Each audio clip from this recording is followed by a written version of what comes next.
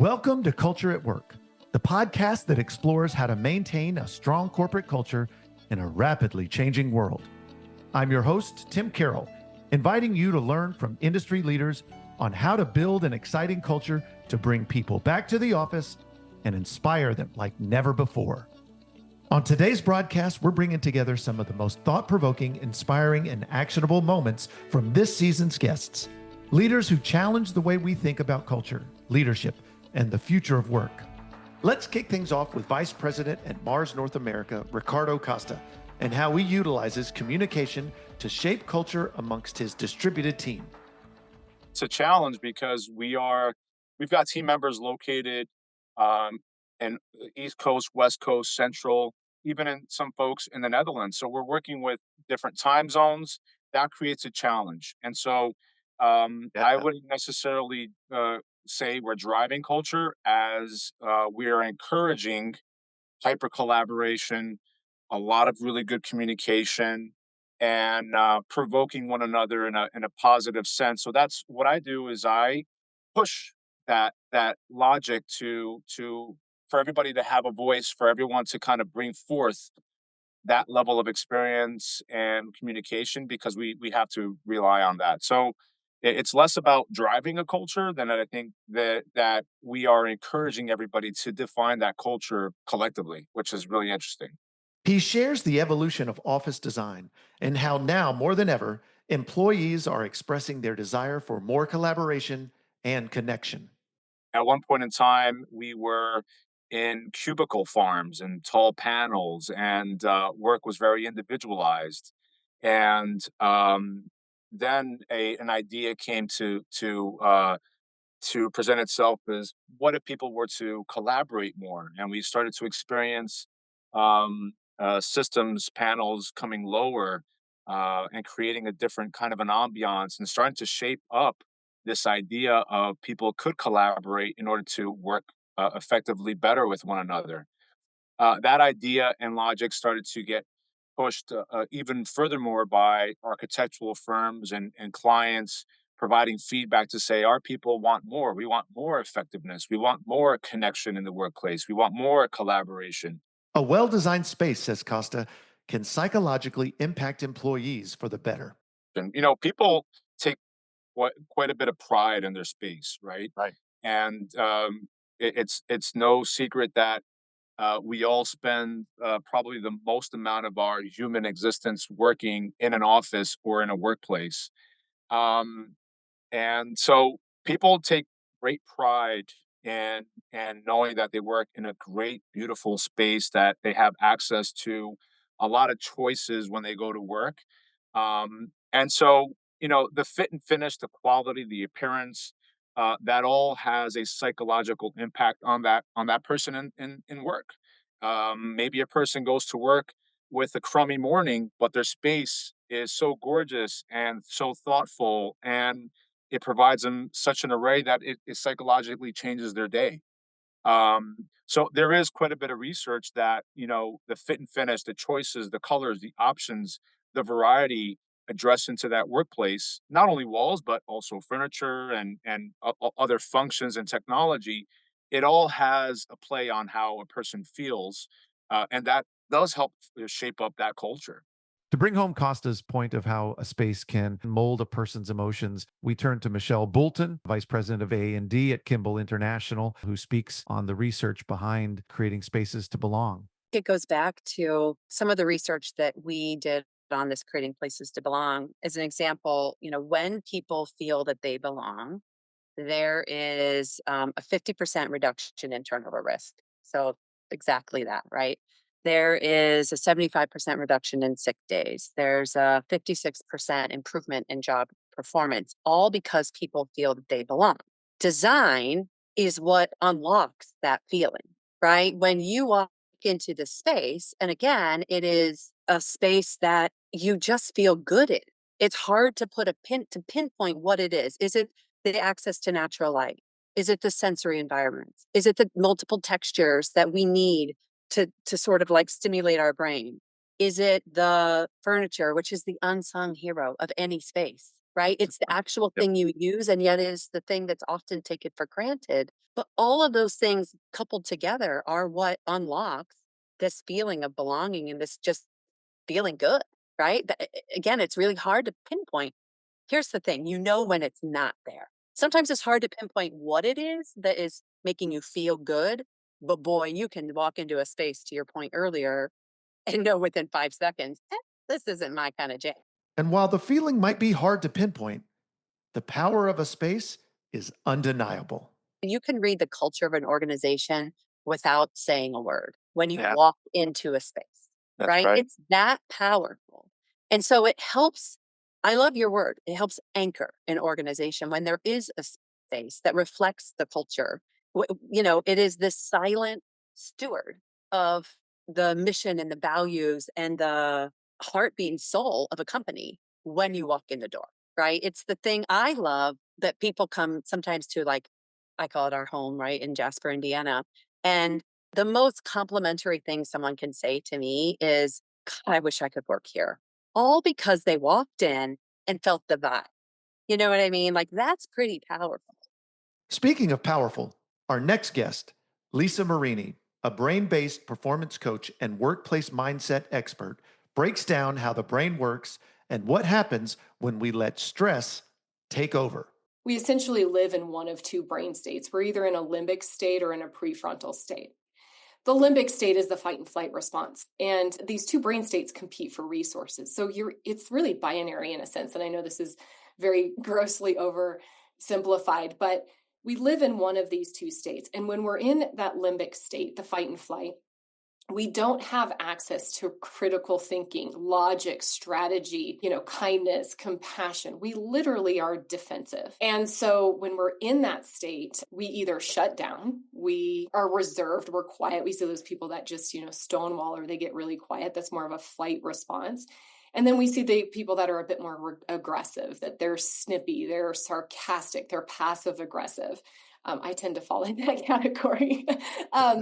And so, when we're in those states, your brain actually thinks it's in danger. Your brain has no discernment ability to distinguish an actual danger, the house catching on fire, versus a thought or worry. So, what does Marini recommend to control that limbic state? When we go into that limbic response, we release adrenaline, we release cortisol, we go into a sympathetic arousal state. So that's what we have to address, is that arousal state. And one of the absolute best tools that you can do is shaking your body. So if you were to stand up and physically shake, every presentation I give or when I lead companies, I have the whole group stand up and everybody's shaking and they're like, what are we doing? But when they sit down, there's a difference, and you can see the difference in their face. You can see it in their body. Their body just, is presented different. And I ask them why they think it works. Why do you think shaking your body works? Well, the answer is, that we're dealing with the stress hormones that have been released. And beyond the physical, she reminds us that mindset is everything. The number one thing people can do is to keep themselves in a good state and look at it like they have a force field around them, that no matter what my manager says, no matter what that person over there is saying and doing, you can't affect me. These are your thoughts, that's your junk, that's your anger.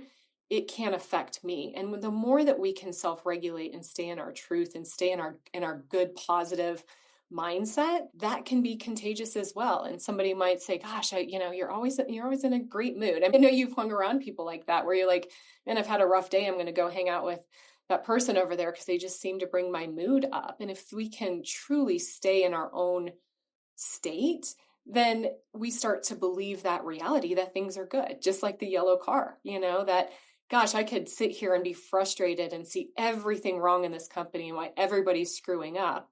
What we focus on grows, and that's our reality. So when we can focus on the good and maintain our own positive mindset and start seeing the good things, then we see good things, right? It is only perception. Continuing the mindset theme is expert speaker and executive vice president of the Maxwell Leadership Entrepreneurial Solutions Group, Chris Robinson, who touches on his mantra that the I deserve mentality actually deserves you and your team. When you think about the word deserve, All right, because that's really what entitlement is I deserve. But what happens to leaders and what happens to organizations when we begin to take on the I deserve mentality, let's just look at the word. When you deserve, you de-serve your people around your team. Now, come on, somebody. Come we on get, we now. get ready, I we get love ready to that. work right here. You de-serve your customers, you de-serve your team members, you de-serve your employees when you have that deserve mentality. So if we can get over ourselves and just, hey, just clean the plate every single day and just say, hey, look, I'm fortunate because I know for many people out there in your organizations, most of you may be looking at your life from where you grew up and what you have now today, what you get to do. And you may start from a place of gratitude, but if you don't clean that slate every day and you fall into that deserving mentality, you're gonna find frustration. You're gonna find yourself not aspiring to the levels that you truly want to now at this point. And so we've got to drop this entitlement mentality. I deserve nothing. I owe the company everything. He also emphasizes the importance of purpose and how it is the compass that helps leaders distinguish between what's meaningful and what's noise. Yeah, when you talk about purpose, I love this phrase, and I heard this is probably one of the very first speaking events I ever spoke at. And Garrett Gunderson was the speaker that day, and I was a speaker behind him. But he said this, and it stuck with me since 2009. He said, "Without clarity in your purpose, you cannot tell an opportunity from a distraction." Without clarity in your purpose, you cannot tell an opportunity from a distraction. So your purpose is critical. And so that's why, when I talk with people about efficiency and getting things done, I asked them, I said, what are your goals or your aspirations that you're trying to? I said, write those out on one side of the page. And then what I want you to do is go back and look at your to do list from the last 2, 3, 4, 5 days. And chances are your to do list looks crazy in comparison to what you say your purpose and your goals are. And so what I try to do on a daily basis is look at, is what I'm doing today line up with where I ultimately want to go? And if it does not line up with where I'm trying to go, then I don't need that activity on my list. Purpose drives growth. And without growth, says Robinson, we come to a place of seeming success. If you ask the average individual, well, how long have you been in an industry? How long have you been in an industry? And they'll tell you, well, I've got 10 years experience, or I've got 5 years experience, 15 years experience. In all actuality, they probably got 1 year experience repeated 5 times, 10 times, 15 times because they came to this place of complacency. Now, this is where personal growth kicks in because complacency is not a place of laziness. Okay. Complacency is not laziness whatsoever. Complacency is a secret place of seemingly success. It's a secret place of seeming success. Now, if you think about that, and I mean, I'm guilty as this just as anyone, is the fact that we do some things over and over again to where we get good enough to not think about it. And deep down inside, we know that we can be better, but because we're good and the average person can't do it, we fall into complacency. And there's this secret place inside of us that's satisfied. It's a secret place of satisfactory success. I mean, think about that. And so I do have a book coming out All right. in July of next year called Overcoming Complacency is the working title, how to turn what you know into what you do. But that secret place of success is truly what personal growth helps you overcome. And so, if you can find yourself working and developing, ask yourself, when's the last time you did something for the first time to get better in your current role? When's the last time you did something for the first time to get better in your current role? Is the question that can keep you on your toes to make sure that you don't fall into that secret place of seeming success. While Robinson touches on how we ourselves can drive our own personal growth, Vicky McGuire, Vice President of Client Experience at Working Spaces, tells us how leaders can aid in that growth. I really take the time as a leader to understand and recognize each individual team member, what their strongest skill is, because everybody has the term superpower now, as it's out there. Everybody has a superpower. And I make sure that everybody else on the team knows their superpower. and we work to that skill and we share that skill across the team so everybody can learn and grow from that. That's kind of the first step of growth and development within the team. From there, we have monthly soft skill trainings. We might do anything from how to build confidence. We might do something on how to write a email professionally, how to use AI. Like we keep doing all of these different skills so that each team member not only can work on a specific skill for furniture, they're learning and developing professionally and personally as well through different classes. We've also partnered with Solomon Coyle in the past for our project managers, and they've done these very extensive project management training programs, which have been great for the development of those team members. And they bring it back to the team and are excited and energized.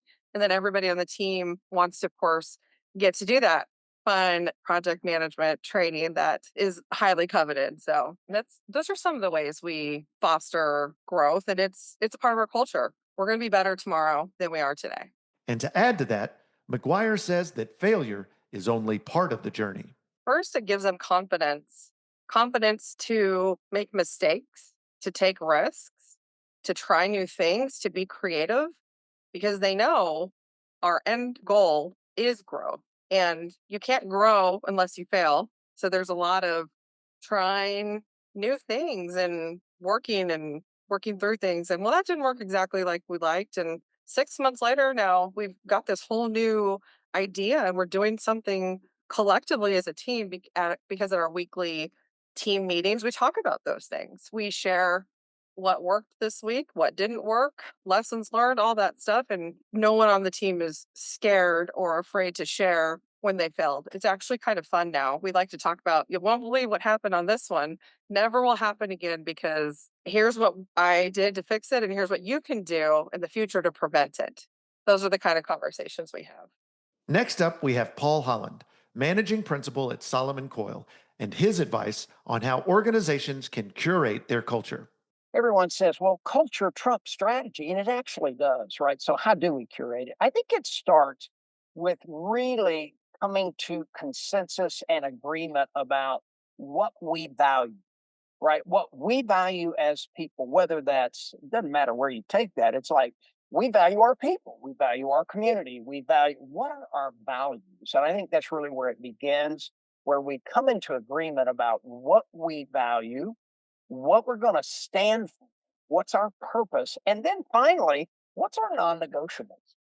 What is in another way of saying it, how do we defend against those people that would try to tear down a culture or dismantle or disrupt a culture?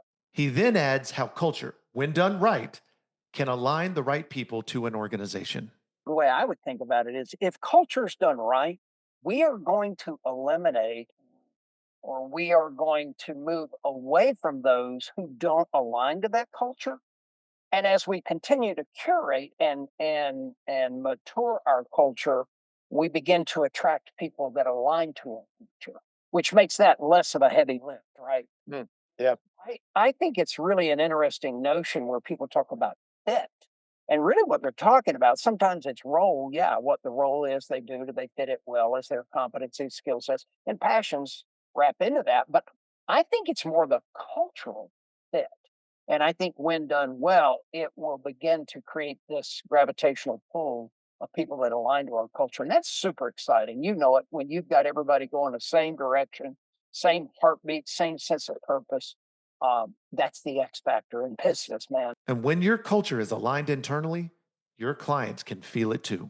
If we can think about putting the customer in the middle of our conversations, of our plans, of our execution, and things like that, which to me is a direct connected tissue to culture. Like we value our clients, right?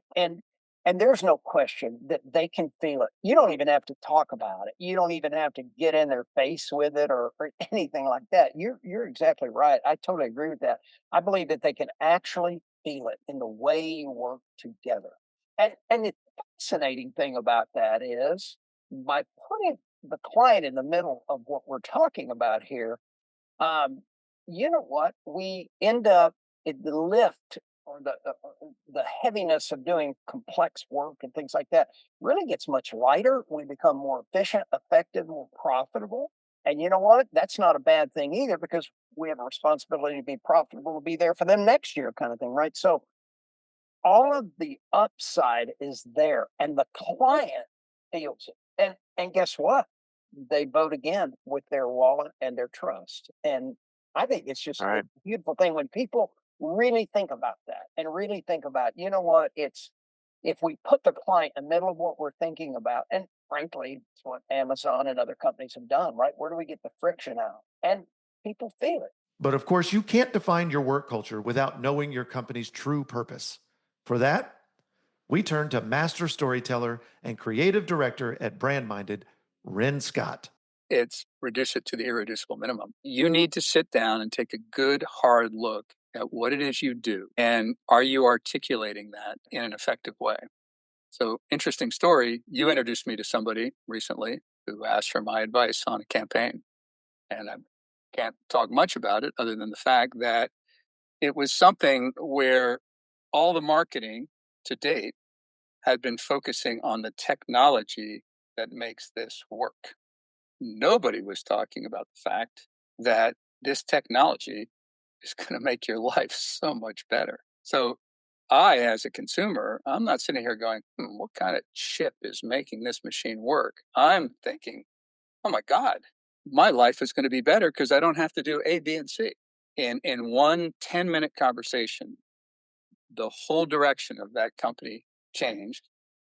And something that I said in the first 5 minutes is now the headline on their website because they were missing the mark. People consume things through emotion. They want to feel good about it. Nobody really needs to know what's inside the box. It's just what's the box going to do for you and how is it going to make your life better. And when it comes to messaging, the wrong one, even if well executed, won't make a difference.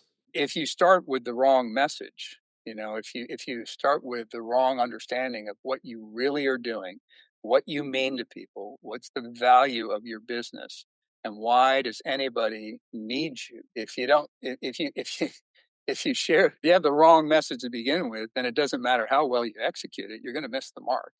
So I think it's very important to sit down and really identify your culture, your purpose, why you started this company in the first place.